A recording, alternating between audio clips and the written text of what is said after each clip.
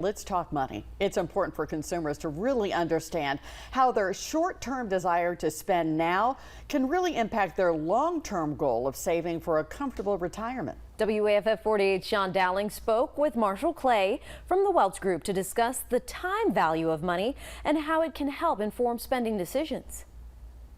Buy now, worry later. That idea can bite you down the road. I'm here with Marshall Clay from the Welch Group to talk about the true cost of today's consumption. Marshall, good to see you. Hey, Sean, how are you? Good, thanks. What do people need to know? So I'm extremely passionate about this topic. I really want people to have a great understanding of the impact on their present day spending on their long-term financial health. And so why am I passionate about this particular topic? Well, if you look at some statistics, about 50% of American retirees have zero savings.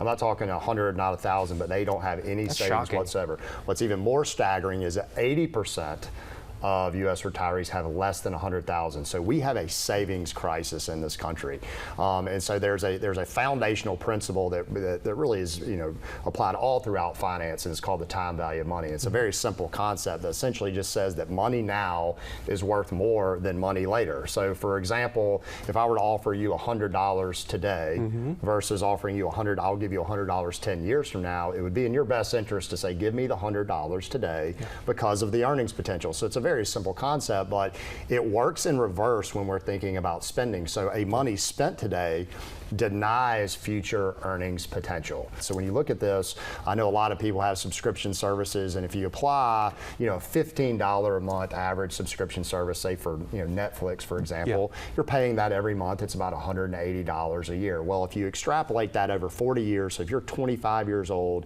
and you pay the subscription service for 4 years, and you just apply, and the average internal rate of return of the S&P 500, for example, is 7.52%, you get to a true cost for your Netflix subscription of $45,616 over the course of a lifetime. So when you're making that $15 a month payment, it feels very digestible to you. You're like, wow, it's only $15. Well, it's not only $15 a month. It's $45,000 over the course of a lifetime. So if you just said, look, I'm not going to pay for Netflix, or I'm not going to want to pick on Netflix, but Disney Plus or whatever subscription service that you have, if you just eliminated that one thing and said, I'm going to save that money as opposed to consuming entertainment, you would have $45,000 by the time you were 70 years old. So, very compelling. Focus your efforts as far as identifying what's truly adding value to your life, because every time we consume something that we really don't need, we're sacrificing something 30 or 40 years down the road, and that could potentially be a comfortable retirement.